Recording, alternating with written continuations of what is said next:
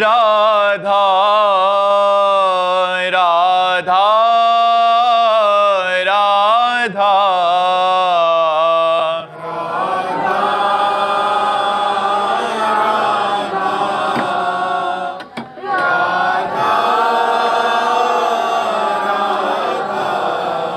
हाय राधा राधा राधा राधा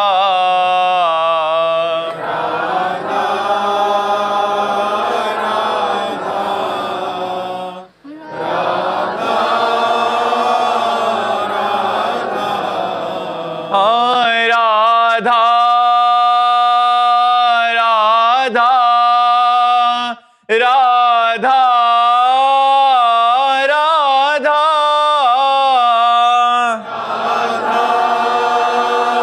राधा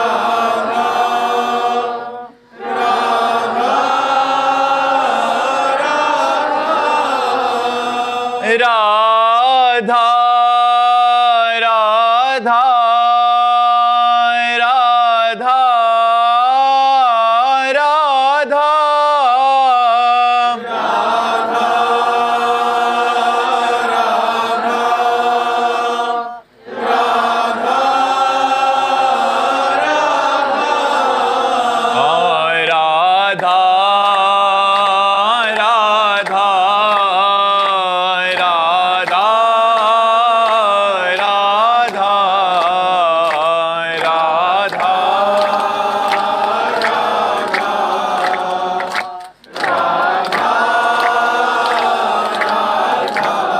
हाय राधा राधा राधा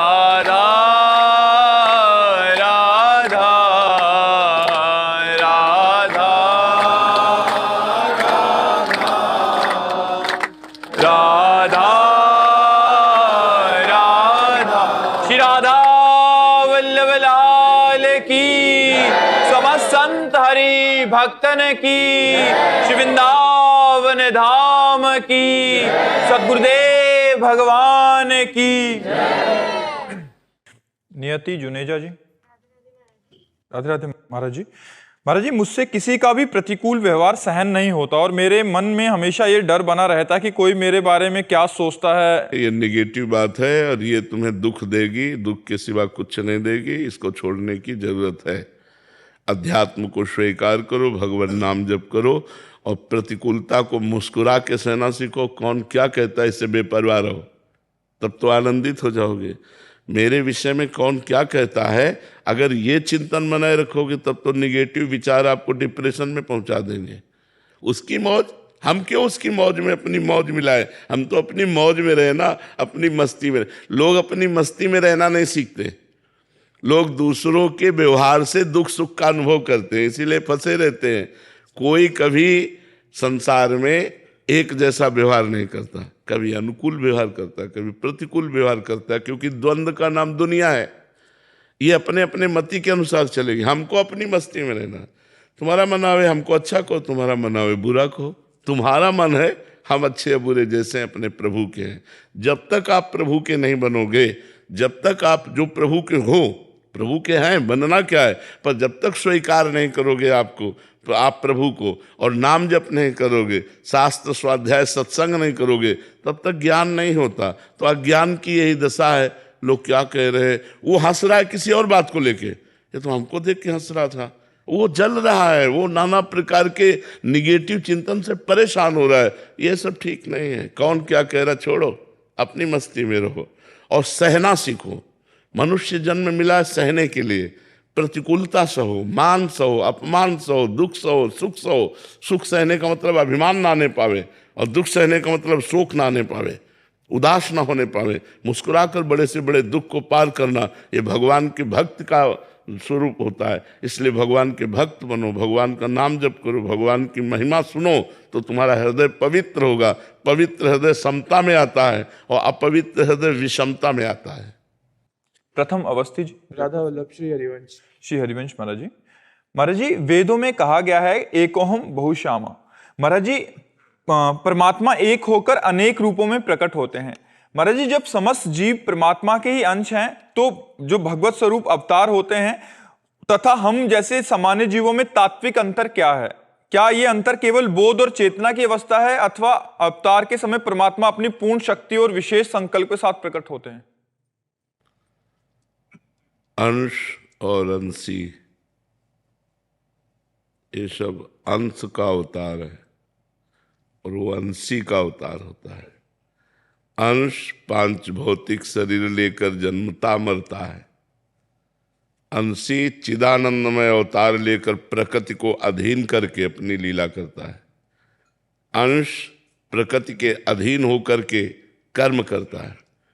अंशी प्रकृति को अधीन करके लीला करता है। भगवान जब जिस समय जैसी आवश्यकता होती वैसी सामर्थ्य धारण करके अवतरित होते हैं। अंश और अंशी में इतना अंतर है जैसे समुद्र और तरंग में। समुद्र और तरंग में, समुद्र से करोड़ों तरंगें उत्पन्न हो सकती हैं, लेकिन एक भी तरंग समुद्र उत्पन्न नहीं कर सकती। तरंग समुद्र में लय हो गई तो वो भी समुद्र ही हो गई और समुद्र से ही उत्पन्न हुई थी, समुद्र का ही अंश थी। जब समुद्र में लीन हो गई तब समुद्र हो गई, नहीं तो तरंग नाम अलग है उसका।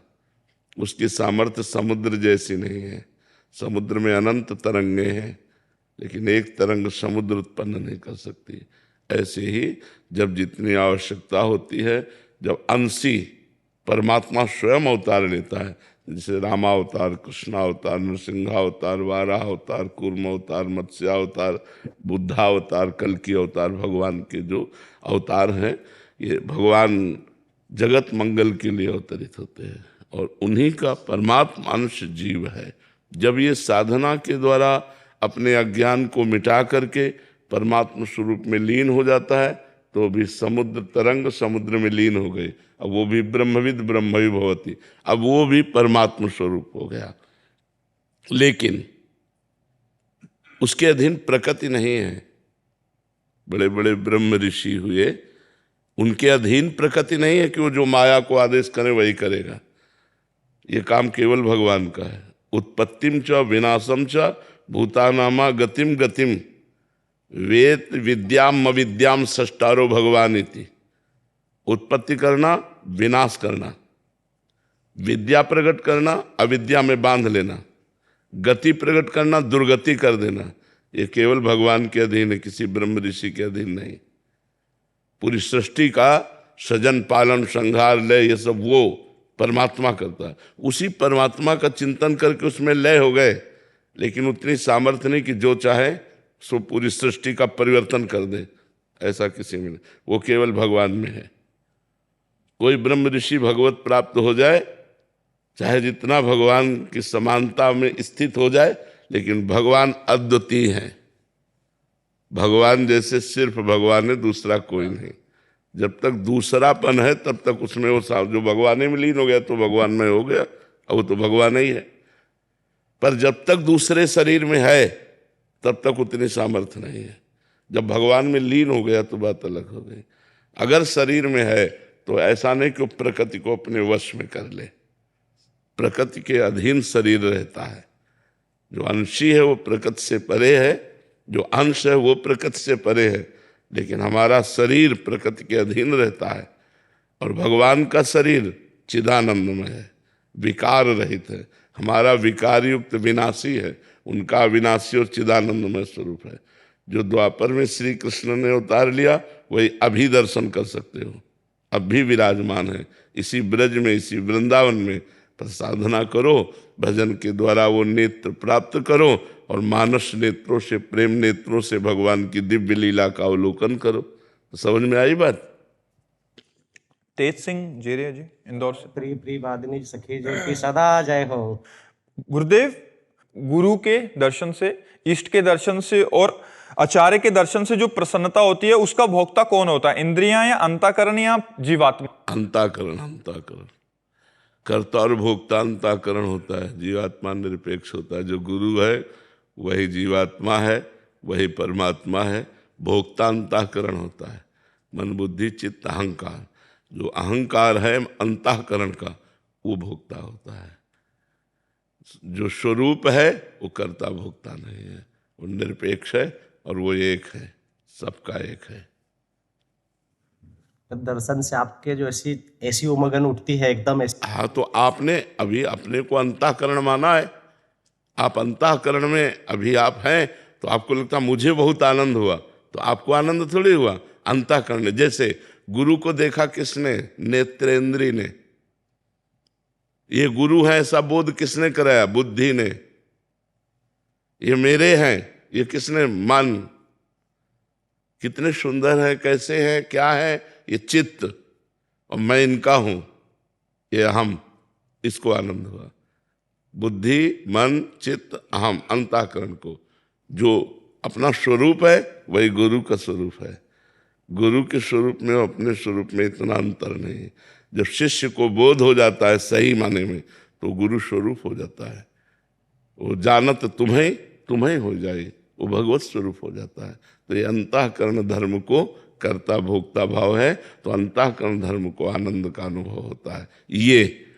और जब इसको अंतःकरण को ले कर दे तो स्वरूपानंद होता है। जो यहाँ गुरु विराजमान हो वहाँ गुरु विराजमान है, फिर अंतर नहीं होता। फिर शिष्य और गुरु में अंतर नहीं होता।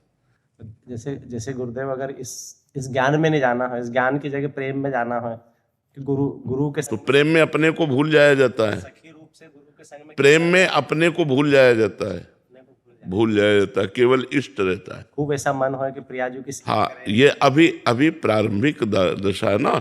लेकिन जब सखी स्वरूप की प्राप्ति होती है तो सखी में मैं नहीं होता, सखी में श्यामा श्याम होते हैं। सखी का मन श्यामा श्याम, बुद्धि श्यामा श्याम, चित्त श्यामा श्याम, अहम श्यामा श्याम, सब श्यामा श्याम है। उसको ये नहीं रहता कि मैं अमुक हूँ, ऐसा नहीं रहता। ये तो संबोधन के लिए कहा जाता है, ललिता जी, विशाखा जी, चित्रा जी। वो अहम शून्य केवल भगवत स्वरूप, प्रेम में बपू, प्रिया प्रीतम के सुख का मूर्तिमान स्वरूप, प्रिया प्रीतम के सुख का मूर्तिमान स्वरूप सहचरी। अब उस समय की स्थिति वाणी से तो वर्णन नहीं की जा सकती, वो तो मन और वाणी के अगोचर स्थिति है, वो स्वरूप है। तो साधन करते रहो, धीरे धीरे धीरे धीरे धीरे मानसिक जब सहचरी भाव आएगा तब उस स्थिति को समझ पाओगे। आराध्या जी। राधे राधे। राधे राधे महाराज जी। महाराज जी, अगर भक्ति अहंकार में बदल जाए तो उसे क्या कहें या क्या करना चाहिए? भक्ति ही नहीं है, वो भक्ति ही नहीं है, वो भक्ति नहीं थी, वो अहंकार से। भक्ति कभी अहंकार में नहीं बदलती, भक्ति का बदलना होता है दैन्य में। भक्ति सदैव दैन्य में बदलती है। वो भक्ति ही नहीं थी, पाखंड था, वो नाटक था, इसलिए वो अहंकार जनित दोष से युक्त है। नहीं तो भक्ति अगर आप स्वाभाविक शुरू करेंगे तो दैन्यता आनी प्रारंभ हो जाएगी, अहंकार नहीं। अहंकार जहाँ आता है वो भक्ति नहीं होती, वो भक्ति नहीं होती, भक्ति दूषित होती है। वो अगर वो भक्ति का आचरण भी करता दिखाई देता है तो बहुत बड़ा दोष है अहंकार। अहंकार अगर जहाँ भक्ति में आया तो भक्ति भक्ति नहीं रह जाती। भगवत ऋषि जी ने लिखा है, विद्या रूप महत्व कुल धन यौवन अभिमान, सट कंटक देखे जहाँ रहे न भक्ति निदान। रहे न भक्ति निदान स्वांग सब नगर नारी के, विषयन हाथ बिकाए ने रिझवर भतारी के। कह रहे हैं कि जहाँ विद्या का अहंकार, रूप का अहंकार, महत्व का, कुल का, धन का, यौवन का, ये साधना का अहंकार रहता है, वहाँ ये कांटे हैं मानो। इन कांटों पर हमारी भक्ति महारानी नहीं चलती। जिसके अहंकार रूपी हृदय में कांटे बिछे हुए हैं, इन कांटों पर भक्ति महारानी नहीं चलती। तो बोले फिर वो भक्त तो दिखाई देता है। बोले स्वांग सब नगर नारी के, नगर नारी कहते हैं वैश्या को। वैश्या जैसे पूरा श्रृंगार करती है तो अपने पति को रिझाने के नहीं, पर पुरुषों के। तो वो भक्त भरतार श्री हरि को रिझाने के लिए नहीं, विषयी पुरुषों को रिझाकर धन संपत्ति और मान प्रतिष्ठा प्राप्त करना चाहता है, वो भक्त नहीं है, वो पाखंड है। इसी को पाखंड कहते हैं।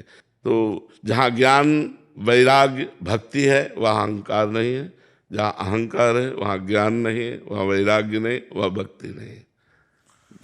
अक्षत जी। राधे राधे महाराज जी। महाराज जी, आपके चरणों में कोटि कोटि प्रणाम।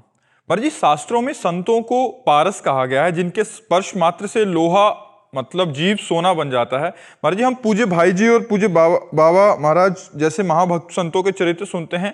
आप स्वयं पारसमणि रूप में यहाँ विराजमान और मैं एक लोहे के समान जीव आपके सानिध्य में बैठा हूँ। मैं नित्य नाम जप करने इसे का सानिध्य नहीं कहते, पास बैठने को सानिध्य नहीं कहते। एक दिन एक संत की सेवा में एक भगत थे, तो समझते थे सिद्ध पुरुष हैं, जिस दिन कृपा करेंगे हमें धनी बना देंगे, धन की लालसा से। तो एक दिन कहा, बेटा तुम क्या चाहते हो? तो कहा, गुरुजी वास्तविक हृदय की बात है, हम धनी बनना चाहते हैं। कहा ठीक है, मैं यमुना स्नान करके आता हूँ, हमारी कुटिया में पारसमणि रखी, मैं वो तुम्हें दे दूंगा। वो यमुना स्नान करने गए, अब उनको व्याकुलता बढ़ी, पूरी कुटिया में पारसमणि ढूंढ डाली कि कहाँ है पारसमणि, कहीं मिली नहीं। लौट के आए, उनका गुरुजी पारसमणि तो कुटिया में है नहीं। बोले वो डिबिया में रखी है ना सामने, लोहे की डिबिया में, लोहे की डिबिया में पारसमणि रखी। तो कहा, गुरुजी काहे को मजाक करते हो, पारसमणि के स्पर्श से लोहा तुरंत सोना बन जाता है, अगर डिबिया में पारसमणि रखी होती तो सोना ना बन जाती। बोले लाओ इधर। लाए तो रुई में रखी हुई थी, बीच में रुई का पर्दा था, रुई के ऊपर पारसमणि और वो डिबिया में रखी थी। रुई जो हटाई, पारसमणि छुआ, सोना बन गया। तो जब तक अपना अहंकार है, तन मन धन वाणी आदि को समर्पित नहीं किया है, तब तक पारसमणि का स्पर्श नहीं कहा जा सकता। जहां स्पर्श हुए तो जो वही सोई तो बन गए। पारसमणि और संत में इतना अंतर है कि पारसमणि स्वर्ण बना देती है और संत पारसमणि बना देता है। अपने से छू जाए तो आप उस शरीर से चाहें सब कीन्हा, आप उस शरीर अपने समान बना देते हैं। पारसमणि तो स्वर्ण बना देती है, लेकिन संत अपने समान बना देते हैं। ऐसा संत और पारसमणि में अंतर है। कुश जी दिल्ली से। राधे राधे। राधे राधे महाराज जी। महाराज जी मैं आपकी कृपा से आपके बताए और समझाए मार्ग पर चलने का प्रयास कर रहा हूं, परंतु मैं अपने निजी जनों को उनकी छोटी से छोटी भूल पर भी अपने आप उनको टोकने लग जाता हूं। फिर कुछ दिन बाद वही गलती मेरे से खुद से हो जाती है और मैं गिर जाता हूं। फिर मन में बहुत जलन होती है, भजन में बाधा नाम होती जप है। करो, नाम जप करो, अध्यात्म शक्ति बढ़ाओ। जितना अध्यात्म शक्ति बढ़ाओगे उतना ही आपकी बुद्धि काम करेगी ठीक, और ठीक बुद्धि काम करेगी तो ये सब छोटी छोटी बातों से आप ऊपर निकल जाएंगे। वो हमारे लिए क्या सोच रहा है, वो हमारे लिए क्या कर रहा है, नाना प्रकार की निगेटिव विचारों की धाराएं चलती रहती, जिसमें कभी चिंता, कभी शोक, कभी हर्ष, कभी ऐसे। कब तक हम इन छोटी छोटी माया के विकारों में बंधे रहेंगे? थोड़ा ऊपर उठो। ये समुद्र है, चिंताओं का समुद्र है। चिंताओं के समुद्र से पार होना है तो जहाज पे बैठ जाओ। नानक नाम जहाज है, चढ़े से उतरे पार। नाम रूपी जहाज में बैठ गए, चिंता शोक समुद्र संसार से पार हो गए। खूब नाम जप करो, देखो आप में कितना ज्ञान जागृत होता है। आपकी बुद्धि कैसी परम पवित्र सब विकारों को हटाती चली जाएगी। और नाम जप नहीं तो बातों से माया नहीं विजय की जा सकती। बातों से माया पर विजय प्राप्त नहीं की जा सकती, ये बहुत प्रबल है। भजन बल से विजय प्राप्त की जा सकती। तो रोज नियम बनाओ, 10,000 नाम, 20,000 नाम, 30,000 नाम ऐसे काउंटर से गिन करके जपो। तो एक हमें खुशी होगी कि कल हमने 15 जपा था, आज 16 जपा, आज 16 जपा, कल 17 जपूंगा। तो ऐसे जब हम नाम जब बढ़ाते हैं तो हमारे अंदर अध्यात्म शक्ति बढ़ती है, और उस अध्यात्म शक्ति से ही हम माया पर विजय प्राप्त करते हैं। पीयूष वर्मा जी। राधे राधे महाराज जी। राधे राधे महाराज जी। महाराज जी जब भगवान सब भक्तों के लिए समान है, तब दर्शन के समय अलग अलग प्रकार के अनुभव या अवस्थाएं या व्यवस्थाएं आपकी मांग, आपकी मांग, आप जैसी मांग करोगे वैसा। आपको भगवान मेरी माँ के रूप में आओ, भगवान जगदम्बा बन गए, दुर्गा बन गए। जब जहाँ जैसे भक्तों ने मांग की या भक्तों को आवश्यकता हुई, भगवान वैसा रूप धारण कर लिए। अब प्रहलाद जी के लिए भयंकर रूप की आवश्यकता थी, क्योंकि भयंकर बलवान त्रिभुवनपति हिरण्यकश्यप, तो नरसिंह रूप धारण किया, फाड़ के फेंक दिया। जब जिस समय भक्त को जो आवश्यकता पड़ी या जैसी भावना रही, भगवान ने वैसा रूप धारण कर लिया। जाकी रही भावना जैसी, प्रभु मूरत देखी तिल तैसी। जैसे हम भावना से युक्त होते हैं वैसे ही हमें भगवान दिखाई देते हैं, या जैसी भक्त को आवश्यकता पड़ी भगवान वैसा रूप धारण कर लेते हैं। इसमें भगवान वो एक ही है, लेकिन हम जैसा रूप चाहेंगे वैसा वो रूप। सर्वांतर्यामी सर्वशक्तिमान भगवान है ना, तो हमारी भावना है कि भगवान काश अगर हमारे बालक होते, तो देखो नंद यशोदा के बालक बने, देवकी वसुदेव जी के बालक बने, कौशल्या दशरथ जी के बालक बने। भगवान हमारे यार होते तो भगवान कितने उपासकों के मित्र बने। भगवान मेरे पिता होते जो हमें प्यार करते, तो भगवान पिता की तरह प्यार करेंगे।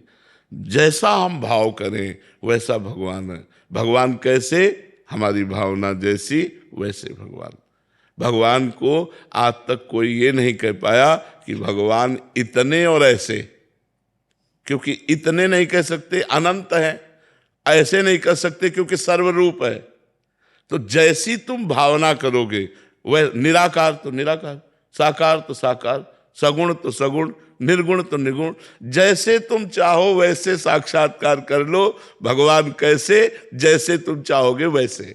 समझ पा रहे हो आप? जिंदर कौल जी पटियाला से। राधे राधे महाराज जी। महाराज जी 1993 से नाम सिमरन वाहेगुरु जी का सिमरन करती हूँ, अंदर चलता भी है पर अभी तक भगवत प्राप्ति नहीं हुई, क्या? अरे जन्म जन्म लग जाते हैं। अभी पहले विकारों को नष्ट करने की सोचो, कोई विकार ना रहे। हमारा काम केवल एक है कि 24 घंटे में निरंतर भगवत स्वरूप का स्मरण। उन्हीं को श्री कृष्ण कहते हैं, उन्हीं को वाहेगुरु कहते हैं, उन्हीं को परमात्मा कहते हैं, उन्हीं को ब्रह्म कहते हैं। अलग अलग भावों से उच्चारण होता है। ज्ञानी जन ब्रह्म कहते हैं, योगी जन परमात्मा कहते हैं, भक्त जन भगवान कहते हैं।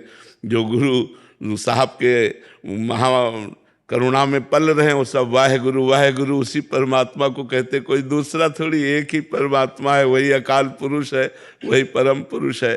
तो जब हम ये नियम ले ले कि हमारा एक काम है कि चिंतन नहीं छूटना चाहिए, अब आप इस कसौटी पे कसो अपने को, और इतनी व्याकुलता हो जाए जब वाहेगुरु की प्राप्ति की कि जैसे प्यासे हम हों, हमें कोई रबड़ी पिलावे तो हमें लगेगा पानी पिलाओ, रबड़ी नहीं। जैसे हमें श्वास चाहिए जल में डुबो देने पर, हमें श्वास, ऐसे हमें परमात्मा चाहिए। जब ऐसी व्याकुलता हो जाएगी तब मिल जाएंगे। जब हमारी इतनी व्याकुलता होगी कि अब हम परमात्मा के बिना जिया नहीं जाता, तो वो तुम्हारे अंदर ही बैठे हैं, वो तुम्हारी व्याकुलता को देख रहे हैं और वो निश्चित तुम्हें प्राप्त हो जाएंगे। तुम्हें कहना नहीं पड़ेगा। अभी अपनी कमी को ठीक करो, अपनी चाहतों को मिटाओ। जब सब चाहतें मिट जाती हैं, एक चाहत रह जाती परमात्मा की, और उस चाहत में हम परम व्याकुल हो जाते हैं, तब भगवान का दर्शन होता है, तब भगवान की प्राप्ति होती है। मनोज कुमार जी दिल्ली से। राधा वल्लभ जी है। श्री हरिवंश महाराज जी। गुरुदेव भगवान आपके हेतु कृपा से आज दीक्षा दिवस है। गुरुदेव भगवान महामहिम इस पूरे ब्रज 84 कोष में अगर किसी को वृंदावन के अलावा कहीं भी जाने की भीतर से रुचि ना हो, तो क्या उसे हठपूर्वक सभी स्थलों पर दर्शन करने जाना चाहिए, या वृंदावन की बस पर्याप्त है? भगवत धाम का आश्रय लेकर पड़ा रहे, इससे बढ़कर कुछ नहीं है। ये तो सब नेत्र और मन को पवित्र करने के लिए है कि हम तीर्थों में या ब्रज के अन्य परम पवित्र क्षेत्रों में अपने नेत्रों को पावन करते हैं। बकाया वृंदावन संपूर्ण समर्थ है। अगर आप वृंदावन का आश्रय लिए हो तो फिर कहीं जाने की जरूरत नहीं। हरिशंकर शर्मा जी। राधे राधे महाराज जी। महाराज जी आप कह रहे हैं कि आप दीनदयाल कामधेनु गौशाला इधर मथुरा में, वहाँ आप देखभाल करते हैं पूरा। कह रहे हैं कि आप गौ माता के लिए कोई सिनेमा घर में पिक्चर आदि का निर्माण आदि का कार्य कर रहे हैं, जिससे मतलब सभी को गौ माता के बारे में पता लगे कि उनकी। लाखों लोग, लाखों संत महात्मा भक्तजन इस विषय में प्रयासरत हैं कि हमारे भारत की गौएं सुरक्षित रहे और गौओं के प्रोडक्शन जो ऐसे हैं उनको जानकारी मिले, सबको मिले। बहुत लोग कर रहे हैं और धन्यवाद है। सबको मिल मिल करके ऐसे ही करना चाहिए। सनातन धर्म की धर्म माता गौ हैं, जैसे वेद माता गायत्री, ऐसे धर्म माता गौ है। तो अगर हम लोग अपने धर्म की जड़ को मजबूत करना चाहते हैं तो हमें गौओं की सेवा करनी चाहिए। वो कोई प्रोडक्शन दें या ना दें, धर्म के पालन के लिए किसी प्रलोभन की जरूरत नहीं होती। धर्म के पालन के लिए किसी स्वार्थ पूर्ति की जरूरत नहीं होती। अगर स्वार्थ की पूर्ति ना हो तो क्या हम अपने धर्म का पालन न करें? गौ रक्षा करना, गौ सेवा करना, गौओं को सुव्यवस्थित रखना, ये हमारा धर्म है। इसीलिए हम कई बार एकांतिक में भी कह चुके हैं कि अगर आप सनातन धर्मावलंबी हैं और हम कह रहे हैं महीने में 100 रुपये आप निकालिए, महीने में 100 रुपये, और सब लोग 100-100 रुपये निकालें, तो हमारी गायें जो बाहर भटक रही हैं, जो अव्यवस्थित हैं, वो व्यवस्थित हो जाए। और जो धनी मानी पुरुष हैं तो मनोरंजन में मत खर्चा करो, उसे धर्म में खर्चा करो, बड़ी बड़ी गौशालाएं खोलो, और जो बीमार गौएं हैं, दूध नहीं देती हैं, सांड हैं, जो बाहरी जंगलों में से छोड़ दी गई गायें हैं, आवारा गायें, उनको एकत्रित करो, उनकी सेवा करो। ये तो बहुत सुंदर कार्य है और बहुत लोग कर रहे हैं। कई लोग यहाँ मिले भी हैं आकर के, तो बहुत धन्यवाद है, ऐसा करना चाहिए जी। पुष्पेंद्र शर्मा जी मथुरा से। राधा वल्लभ श्री हरिवंश महाराज जी, आपके चरणों में कोटि कोटि प्रणाम। महाराज जी, मेरा प्रश्न है कि यदि मोक्ष प्राप्ति के बाद आत्मा का परमात्मा में विलय हो जाता है तो आत्मा की अपनी कोई पहचान नहीं बचती? नहीं, कोई पहचान नहीं, इसी का नाम मोक्ष है। तरंग का समुद्र में लय हो जाना, तरंग की कोई सत्ता न रह जाना, यही मोक्ष है। जो ईश्वर अंश था वो अपने अंशी में लीन हो गया। जैसे तरंग समुद्र का अंश है, समुद्र में लीन हो गई तो वो समुद्र हो गई। ब्रह्मविद ब्रह्मैव भवति, जो ब्रह्म को जान लेता है वो ब्रह्म स्वरूप हो जाता है। जो ब्रह्म स्वरूप हो जाता है उसका अस्तित्व खत्म हो जाता है, वो ब्रह्ममय हो गया। इसीलिए प्रेमी जन इससे डरते हैं। बिभेमि कैवल्यतः अलम विषय वार्तया नरक कोटि विभत्सया वृथा श्रुति कथाश्रमो बत बिभेमि कैवल्यतः परेश भजनोन्मदा यदि सुखादया किम ततः परंतु मम राधिका पद रसे मनो मज्जतु। ये विषय वार्ता तो बंद करो, ये कोटि नरकों से भी भयावनी विभत्स है। अलम विषय वार्तया नरक कोटि विभत्सया वृथा श्रुति कथाश्रमो। हरिवंश महाप्रभु कहते हैं मेरे सामने बेकार में आप परिश्रम करते हैं वेद चर्चा करने का, क्योंकि वेद का जो लक्ष्य है वो मोक्ष है। और विभेमि कैवल्यता, मुझे मोक्ष से डर लगता है। क्यों? क्योंकि जब हम उसी में लीन हो गए तो सेवा कैसे करेंगे? हम वही बन गए तो स्वाद कैसे लेंगे? मुझे मोक्ष नहीं चाहिए। मैं उनकी दासी बनकर, दास बनकर, उनका मित्र बनकर, उनका सेवक बनकर उनको दुलार करूंगा और उनके सुख का रसास्वादन करूंगा। यह है प्रेम लक्षणा भक्ति, जो मोक्ष का भी त्याग कर देती है। वो आनंद प्रेम में है जो मोक्ष का भी त्याग कर दे। दीयमानम न गृह्णन्ति बिना मत सेवनम जनाहा। आप पूछ रहे हैं कि महाराज जी मोक्ष का अनुभव कौन करता है? आप आगे पूछ रहे हैं कि मोक्ष का अनुभव कौन करता है, या अनुभव करने वाला नहीं रह जाता? अपने आप से ही अपने आप का अनुभव है, किसी का और का थोड़ी है। मैं आपका अनुभव करूं तो अनुभव होता है, अपने आप से ही अपने आप में है। चूंकि देह भाव में हो इसलिए अपने आप में नहीं हो, इसलिए हमारी बात नहीं समझ पाओगे। अभी आप जो भी अनुभव करते हैं वो इंद्रिय और मन से करते हैं। जो भी अनुभव करते हैं, जितना भी, वो मन और इंद्रियों से करते हैं। मना खट्टान इंद्रियाणि। और स्वरूप का अनुभव इनका बाध कर देने से होता है, अपने आप से अपने आप का अनुभव, बुद्धि से नहीं, मन से नहीं। वो अतर्क विषय है। तभी तो ज्ञान के पंथ कृपाण की धारा परत खगेश लगे नहीं बारा। ज्ञान का मार्ग नंगी तलवार पर चलना है। अगर चूक गए तो गिर गए, परत खगेश लगे नहीं बारा, फिर लक्ष्य नहीं प्राप्त होता। इसलिए सदगुरु की आज्ञा पर दृढ़ता पूर्वक वेदांत स्वाध्याय करते हुए घोर तप में जीवन, वैराग्य में जीवन, तब ज्ञान का, तब मोक्ष का अधिकारी होता है। रजत जी, राधे राधे महाराज जी। महाराज जी, अभ्यास और वैराग्य से मन पर वश किया जा सकता है। संसारिक माया अभ्यास महाराज जी करने नहीं देती। मोबाइल हमेशा ध्यान अपनी ओर खींचता है, नाना विषय अपनी ओर ध्यान खींचते हैं। ऐसे आपको भूख लगे, फिर आप देखो कैसी व्याकुलता होती है। सारा प्रयास केवल भूख मिटाने के लिए हो जाता है। आपको न मोक्ष की भूख है न भगवान की, इसलिए मन संसार में भटकता है। एक बार भूख पैदा करो सत्संग के द्वारा, शास्त्र स्वाध्याय के द्वारा, नाम जप के द्वारा, तीर्थ याटन के द्वारा। फिर आप देखो जब भगवत चरणारविंद की भूख पैदा हो जाती है तो मन संसार से भागता है। वही मन जो विषयों को सुख मानने लगा, वही मन जब परमात्मा में फिर अभ्यास के द्वारा लगाया गया तो ये बर्दाश्त नहीं करता कि मैं और कुछ बोलूं, मैं और कुछ देखूं, मैं और कुछ सुनूं। ना काहू सो बोलिबो, ना कोई व्यवहार, बस अपनी कुंवर किशोरी को जियत निहार किया। जब तक भूख नहीं लगी, प्रिया प्रीतम के मिलन की भूख नहीं लगी, तब तक ये बात है कि मन हमारा संसार में जाता है, मन भटकता है। जिस दिन भूख लग जाएगी तो जैसे तुम्हें कई दिन के भूखे हो और कह दिया जाए भर भर के थाल सोने के सिक्के, चांदी के सिक्के, हीरा जवाहरात सब आपके सामने रख दिया जाए, आप कहोगे इनको हटाओ, पहले मुझे 2 रोटी सब्जी दे दो, मुझे भूख लगी है। जैसे एक साधारण भूख बड़े से बड़ी भी वस्तु का त्याग कर देगी, पहले मुझे भूख मिटानी है। ऐसे ही जब परमात्मा प्राप्ति की चाह होती है तो लोक लोकांतर के समस्त भोगों से वैराग्य हो जाता है। यहां तक कि न पारमेष्ठम न महेंद्र दिष्णम, ब्रह्मा का पद और देवराज इंद्र का पद भी अच्छा नहीं लगता, और कोई संसारिक भोगों की तो बात जाने दो।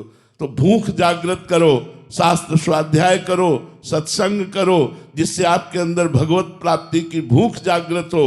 वो जब भूख जागृत होगी तब व्याकुलता पैदा होगी, उसी व्याकुलता में मन टिकता है।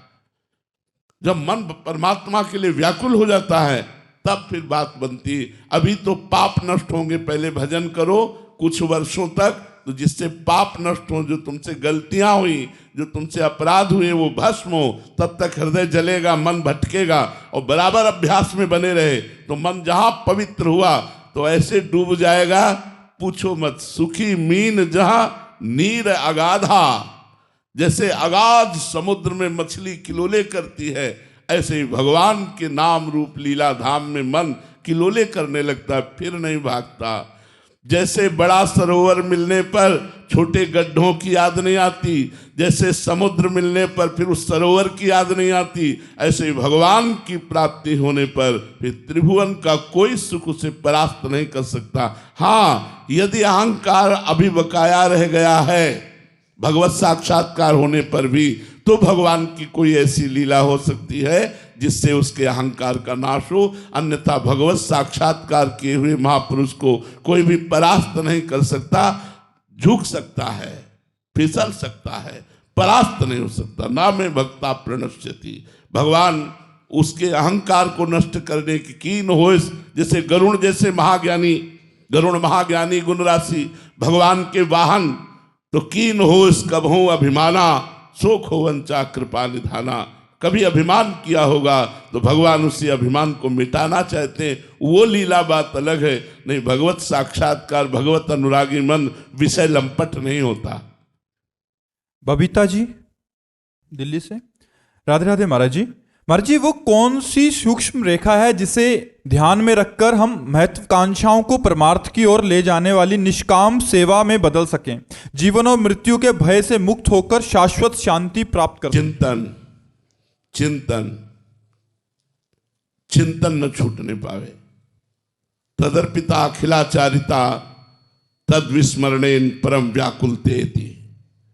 समस्त आचरण भगवान को समर्पित हो, जरा सा भी भगवत विस्मरण होने पर व्याकुलता पैदा हो जाए, ऐसी व्याकुलता जैसे मछली को जल से निकालो तो प्राण छटपटाने लगते हैं, ऐसे हम व्याकुल हो जाएं। यदि एक क्षण के लिए भी भगवान को भूले, अगर हम ये लक्ष्य रखेंगे, ये बिंदु रखेंगे, तो हमें शाश्वत शांति मिल जाएगी, मोक्ष मिल जाएगा, परमात्मा प्रेम मिल जाएगा, जो भी चाहेंगे लोक लोकांतर का सब कुछ मिल जाएगा। पर हमारा लक्ष्य बने कि हम नाम ना भूलें, हम प्रभु को ना श्वासा श्वासा नाम जपे, दुविधा रहा है न कोई।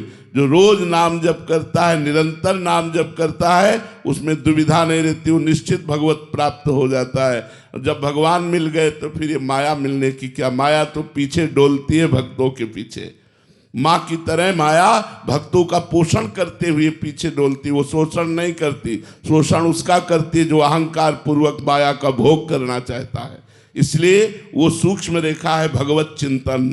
अनन्य चेता सततम यो माम स्मृति नित्यशः तस्याहम सुलभा पार्थ नित्य युक्तस्य योगिना। जो मेरा अनन्य चिंतन करता है मैं उसे सुलभ हो जाता हूं। अनन्य चिंतन, अन्य चिंतन ना हो, एकमात्र भगवान का निरंतर चिंतन, बस आप सिद्ध हो गए, भगवत प्राप्त हो गए। इसी के लिए पूरा जीवन प्रयास किया जाता है, अभ्यास किया जाता है। अनिल भल्ला जी गुरुग्राम से। राधे राधे महाराज जी। महाराज जी, यदि हम स्थूल शरीर से अच्छा या बुरा कर्म करते हैं तो वो हमारे संचित कर्म या प्रारब्ध बन जाता है, लेकिन क्या ये नियम हमारे सूक्ष्म एवं कारण शरीर पर भी लागू होता है? हाँ, कर्म का प्रेरणात्मक स्वरूप तो कारण है, निर्णयात्मक स्वरूप अंतःकरण सूक्ष्म शरीर है, और क्रियात्मक स्वरूप स्थूल शरीर है। तो तीनों तो जुड़े हुए हैं ना। जैसे कोई भी संकल्प बनेगा सूक्ष्म शरीर में, मन में, तो स्वभाव से बनता है संकल्प। बोले बड़ा राक्षसी स्वभाव का आदमी है, कैसे क्रूर कर्म करता है। तो स्वभाव, संकल्प और क्रिया तीनों एक से जुड़े हुए कनेक्शन है। स्थूल सूक्ष्म कारण तीनों से जुड़ा हुआ है। सतोगुणी स्वभाव तो सात्विक संकल्प सात्विक क्रिया, रजोगुणी स्वभाव तो राजसिक संकल्प राजसिक क्रिया, तमोगुणी स्वभाव तो तामसिक संकल्प तामसिक क्रिया। स्वभाव कारण शरीर, संकल्प विकल्प निश्चय आदि चिंतन आदि सूक्ष्म शरीर, और क्रियान्वित होना स्थूल शरीर। स्थूल सूक्ष्म कारण तीनों का कनेक्शन है, और तीनों को ही भोगना पड़ता है। सुख दुख या जैसा भी तीनों को भोगना पड़ता है। कल्पना जी कानपुर से। राधे राधे महाराज जी। महाराज जी, मेरा प्रश्न है कि मैंने गुरु दीक्षा नहीं लिया लेकिन मैं राधा नाम का जाप करती हूं, तो क्या मुझे इसका फल मिलेगा? सुना है बिना गुरु से सारी पूजा तो क्या राधा नाम किसी से सुना आपने? राधा नाम सुना ना किसी से, तो क्या वो गुरु नहीं है जिसने राधा नाम सुनाया आपको? मानने का ही तो खेल है केवल। मानो ना तो कंठी बंधवाने से गुरु थोड़ी होता है। मानने से हमने मान लिया कि राधा नाम हमको इन्होंने दिया, ये हमारे गुरु, और राधा नाम मेरा मंत्र, हो गया काम। मानने से ही है। हम मान ले किसी भी संत, अगर आप कोई भी नाम जप करते हैं तो कोई ना कोई संत बोला, तो संत बोला तो हम उस संत को गुरु मान लेते हैं और नाम को मंत्र मान लेते हैं और खूब जप करते हैं, हमारा परम कल्याण हो जाएगा। पूर्वी जी। राधे राधे महाराज जी। महाराज जी, यदि कोई इंसान पाठ पूजा बहुत करता है परंतु दूसरों का दिल दुखाता है और दूसरा इंसान पाठ पूजा नहीं करता, दोनों अलग अलग हैं। एक पाठ पूजा करता है लेकिन दूसरे का दिल दुखाता है, तो पाठ पूजा सच्चिदानंद की है, उसका नाश नहीं होगा, लेकिन दिल दुखाने का उसे दंड मिलेगा। लेकिन जो किसी का दिल नहीं दुखाता पर पाठ पूजा नहीं करता, तो जीवन तो व्यर्थ ही जा रहा है ना। जीवन सच्चिदानंद से थोड़ी जुड़ गया, व्यर्थ समय नष्ट कर रहा है। हमारा जीवन भगवान का स्मरण, भगवत लीला कथा श्रवण, परोपकार और सत तीर्थयाटन, इनके द्वारा हम अपने शरीर को पवित्र करें, मन को पवित्र करें, परमात्मा चिंतन करें, इसके लिए मिला है। आप भजन नहीं करते लेकिन किसी का दिल नहीं दुखाते, तो जीवन तो व्यर्थ ही जा रहा है ना। जीवन कोई सार्थक थोड़ी हो रहा है। हाँ, आप गलत नहीं कर रहे हैं लेकिन आप सही भी तो नहीं कर रहे। सही क्या है? मनुष्य जन्म का लक्ष्य भगवत प्राप्ति, साधन धाम मोक्ष कर द्वारा, पाए न जे परलोक संहारा, सो परत्र दुख पावई, सिर धुनि धुनि पछताए, काल ही कर्म ईश्वर मिथ्या दोष लगाए, जो न तरह भवसागर असमाज नर पाए, स्वत निंदक मंदमति आत्महनन गत जाए। वो आत्महत्यारा है जो मानव शरीर प्राप्त करके उन्नति नहीं करता। उन्नति मतलब अब हमारे ऊपर लोक हैं, स्वर्ग लोक, महरलोक, जनलोक, तपलोक, ब्रह्मलोक, वैकुंठ लोक, गोलोक, साकेत, कैलाश। हमको मृत्यु लोक से साधना करके उत्तम लोकों की प्राप्ति करनी है। साधना नहीं करते तो मनुष्य जन्म को तो व्यर्थ ही व्यतीत कर रहे हो। हाँ, अपराध नहीं कर रहे हो इसलिए नरक नहीं जाओगे, लेकिन मनुष्य जन्म को व्यर्थ कर दिया तो किसी भी योनि में जा सकते हो। मनुष्य बनने का अधिकार तो आपने व्यर्थ कर दिया ना। मनुष्य जन्म का अधिकार है साधना करके, तपस्या करके, कष्ट सहकर उस परमात्मा को प्राप्त करना, उत्तम गति को प्राप्त करना। राधे राधे महाराज जी। महाराज जी, छात्र दशा में रह के पढ़ाई और कैरियर के लिए प्रयत्न कर रहा हूं। मन में आसक्ति और काम वासना से मेरा मन बहुत विचलित हो जाता है। ब्रह्मचर्य का संकल्प करके भी वो बार बार टूट जाता है, तो उसका संकल्प और अपने इष्ट के प्रति आस्था और विश्वास कैसे? नाम जप। जब तक श्री हरिवंश नाम बल लहो, अपने मन भाई सब कहो, रहो शरण हरिवंश की। आचार्य गुरुदेव की शरण लेकर जब नाम जप करते हैं, उसी बल से हम इन शत्रुओं को परास्त कर देते हैं। नहीं, जरा सा चूक जाए तो छाचित्त गिरा देते हैं। ये कोई साधारण नहीं है, भागवतिक बल से संपन्न है। काम क्रोध आदि और संपूर्ण चराचर जगत इससे व्यथित है। कोई एक व्यक्ति नहीं, जितने बैठे सब व्यथित हैं। वही बच पाया है जो अपने मन को संभाल संभाल कर कदम कदम पे प्रभु में लगा रहा है। वो उतनी देर, जितनी देर लगा रहा है उतनी देर ही बच पा रहा है। जहाँ छोड़ा फिर गिरा देंगे। जहाँ थोड़ा सा मनोरंजन की भावना आई तो फिर गिरा देंगे। इनको जब तक हम, जैसे हमको एक परमहंस जी मिले थे, श्री ओंकारानंद सरस्वती जी नजफगढ़ में।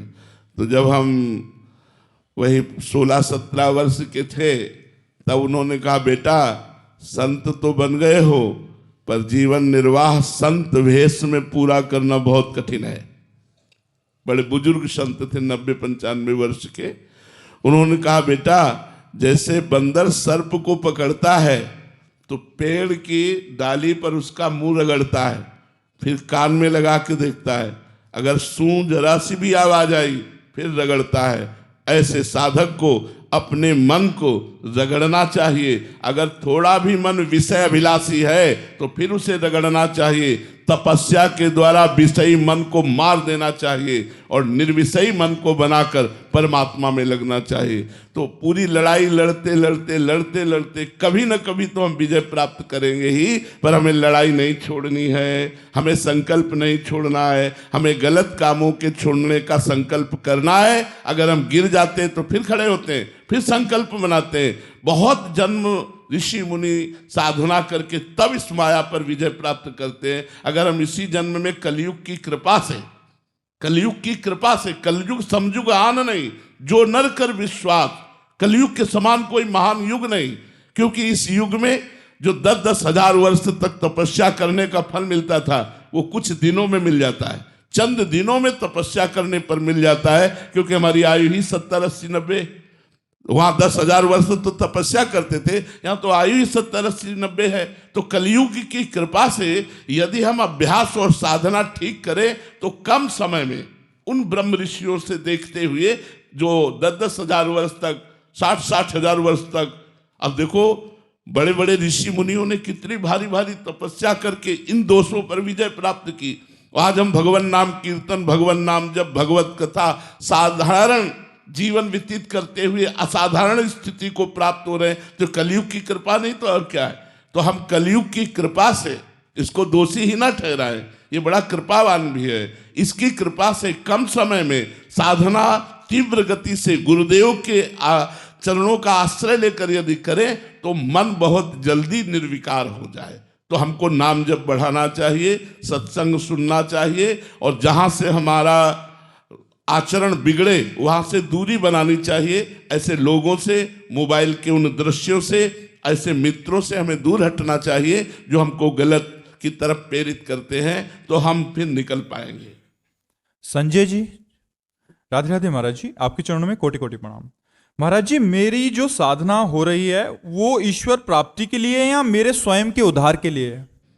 दोनों बातों में आप देख लीजिए, आप अपना उद्धार चाहते हैं या ईश्वर प्राप्ति चाहते हैं, वो तो आपके अंदर की बात है। अगर आप कहे हैं कि मैं संसार से मुक्त हो जाऊं तो आप अपने उद्धार के लिए कर रहे हैं। अगर यह है कि एक बार प्यारे को भर नेत्र देखूं तो भगवत प्राप्ति के लिए, एक बार देखूं मेरा प्रभु कैसा है। इतना सुना है और मैं उसका हूं, तो एक बार तो देखूं कैसे हैं श्याम सुंदर, कैसी है प्रियाजू। ये लगन लग जाना भगवत साक्षात्कार की है। और मैं ऊब गया इस संसार के मरण जन्म चक्र से, अब मैं मुक्त होना चाहता हूं। ये अपने उद्धार की बात है, दोनों में पहचान लो आपके हृदय में क्या है। जय कलवानी जी, राधे राधे महाराज जी। महाराज जी, अगर मुझे साधना करते हुए अभी शांति या रस या कोई अनुभव ना हो रहा हो तो महाराज जी अभी मेरी साधना में। हाँ, बिल्कुल बिल्कुल निश्चिंत रहना चाहिए। यदि साधना करते हुए कुछ भी अनुभव नहीं हो रहा है, लेकिन पापाचरण नहीं होना चाहिए, कोई गलत कार्य नहीं होना चाहिए, शास्त्र विरुद्ध कार्य नहीं होना चाहिए, तो वो प्रोसेस हो रहा है। वो आपके पाप कर्मों का, जन्म जन्म के जो पाप कर्म है उनका नाश करके वो आपको आगे बढ़ा रहा है। जैसे बढ़िया लिफ्ट हो तो चलते समय पता चलता है कि चली, और अगर नंबर ना देखो तो पता ही नहीं चलता कि फ्लोर पर फ्लोर हम क्रॉस करते चले जा रहे हैं। ऐसे ही ये भगवत कृपा लिफ्ट है साधना। जब हम साधना करते हैं तो बहुत काल तक हमें पता ही नहीं चल पाता कि हम किस फ्लोर पर आ गए। वो तो जब कोई संत महात्मा व्याख्या करते हैं उस स्थिति का, और वो हम अपने अंदर देखते हैं तो आनंद आता है कि आज हमारे अंदर भगवत कृपा से ऐसी स्थिति है। इसलिए ये तो कोई समझे ही ना कि मुझे कोई लाभ नहीं मिल रहा साधना करने से। साधना अपना काम कर रही है, वो आपके पापों का नाश, आपके दुख को मिटा रही है, आपको समझ में आवे या ना आवे। जब आपका फ्लोर का दरवाजा खुलेगा तो आपको समझ में आ जाएगा कि मैं किस फ्लोर में आ चुका हूँ, भक्ति की किस ऊंची भूमिका में आ चुका हूँ। आपको साधना में ही रति रखनी है, परिणाम में नहीं।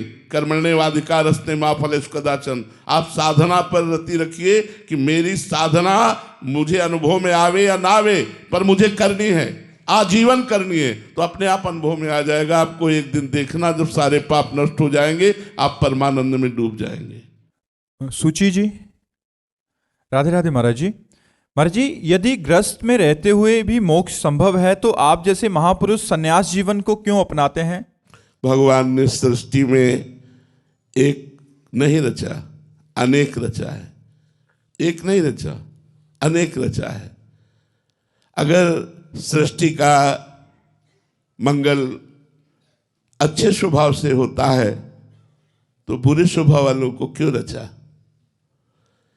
यदि मदिरा पीना निषेध है, मांस खाना निषेध है, फिर रचना क्यों की? अगर हम प्रश्न करें तो शाम तक ऐसे ही प्रश्न करते रहेंगे।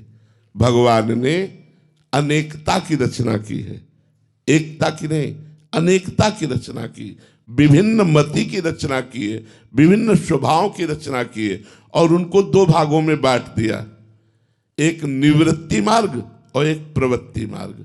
निवृत्ति मार्ग भोगों का त्याग करते हुए, त्याग का प्रयास करते हुए सफलता पूर्वक भगवान को प्राप्त करना, और प्रवृत्ति मार्ग धर्मयुक्त भोगों को भोगते हुए प्रयासरत रहकर मोक्ष मार्ग में जाना। तो अब जिनकी भाग्य में रचना रची है गृहस्थ में जाते हुए भगवत प्राप्ति करना, उनको गृहस्थ में मिलेगा। हम लोगों के भाग्य में रचना की गई है निवृत्त मार्ग से भगवत प्राप्ति करना, और दूसरा रहस्य, गृहस्थ मार्ग में रहते हुए आप केवल अपना उद्धार कर सकते हैं, और विरक्त मार्ग का अगर एक साधक भगवत प्राप्त हो गया तो प्रांत के प्रांत का कल्याण कर देगा।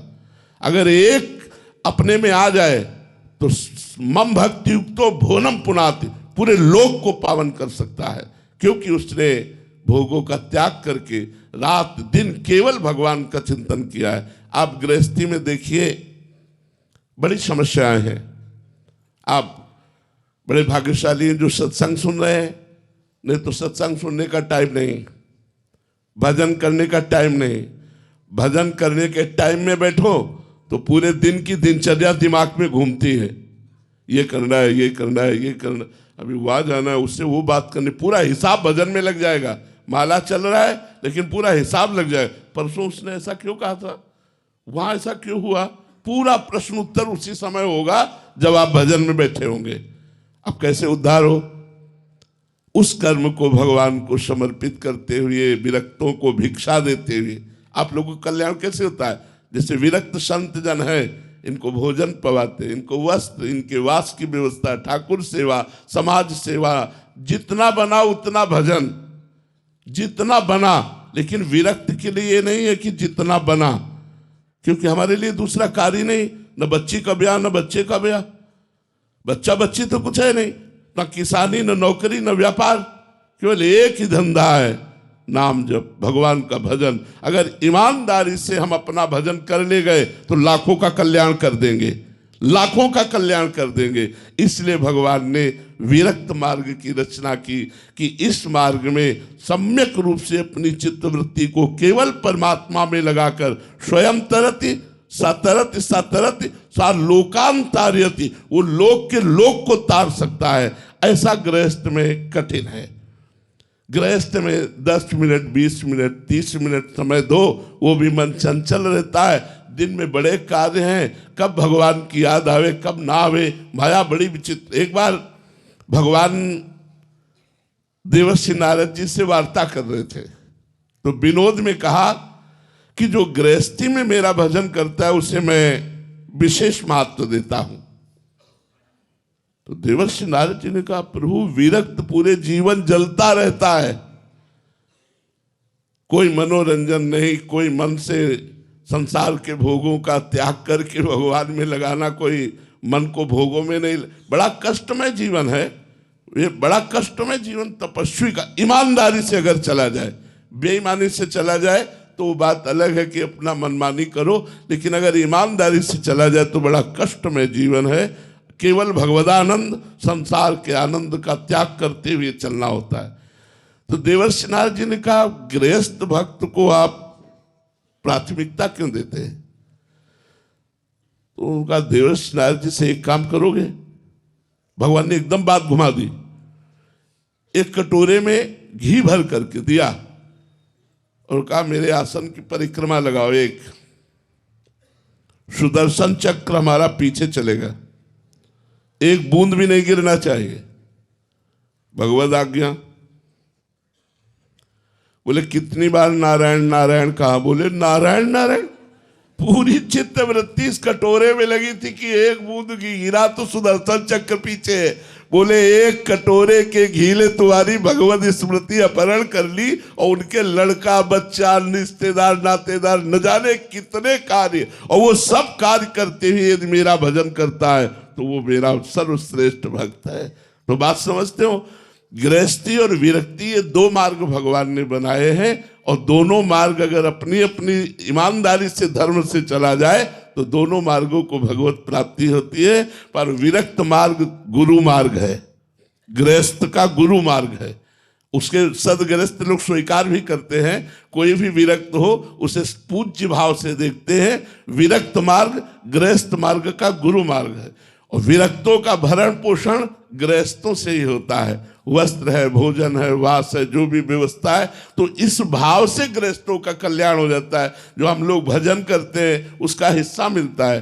वो गृहस्थी में रहकर थोड़ा भी भजन करते हैं, धर्म से चलते हैं, पापाचरण नहीं करते, और गरीबों की सेवा, जैसे बीमारों की सेवा, गौओं की सेवा, संतों की सेवा, ये सब गृहस्थों से ही चलती है। तो उन गृहस्थों का कल्याण ऐसे होता है, और संत अपने तपोबल और भजन बल से बहुत लोगों का कल्याण करते हैं। इसलिए भगवान ने दो मार्गों की स्थापना की। तो भगवान ने जिसको जिस मार्ग के लायक चुना उस मार्ग में चला रहे हैं। हम लोगों को चुना, भगवान ने चुना और संसार से खींचकर इस मार्ग में चलाया।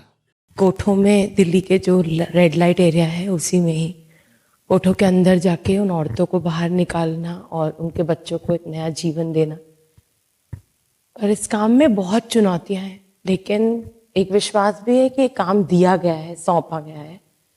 पर जब जब श्रद्धा कम होती है और जब जब चुनौती बड़ी लगती है तब तब क्या करें, और जब खुद पे शक होता है तब क्या करें? हमारे जी दिल्ली में जो वैश्यशालाएं होती हैं, रेड लाइट एरिया होते हैं जहाँ वैश्याएं, वहाँ जाके उनके ग्रुप में जाके वहाँ से जो बच्चियाँ फंसी होती हैं उनको बाहर निकालते हैं, उनको एक नया जीवन देते हैं।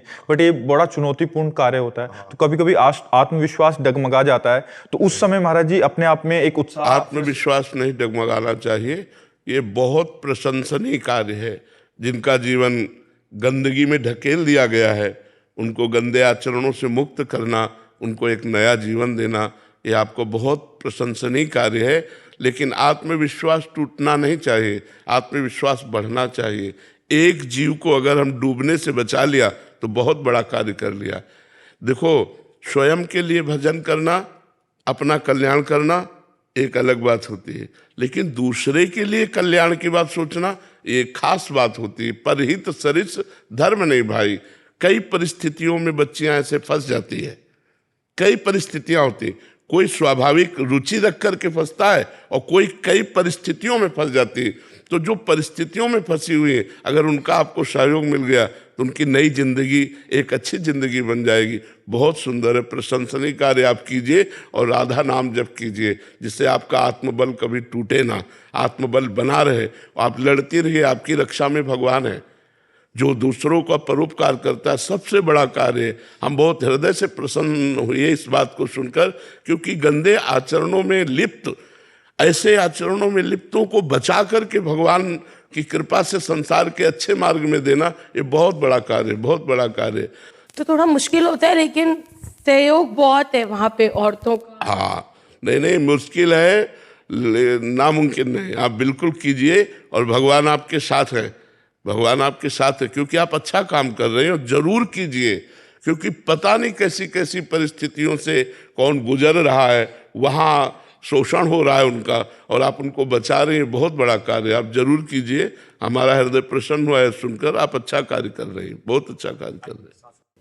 भगवान ने अपने होने का एहसास तो बहुत बार कराया और कराते रहते हैं, लेकिन आत्मा से अभिन्न चिंतन होने के कारण जो माधुर्य भाव है उसमें न्यूनता। हाँ, न्यूनता ही रहेगी, न्यूनता ही रहेगी, क्योंकि दो भावों का एक हृदय में पोषण नहीं हो सकता, सोहम और दासोहम। जैसे हमें बहुत लड़ाई लड़नी पड़ी, गुरु कृपा से परिवर्तन हुआ, नहीं तो सन्यास मार्ग के पथिक थे।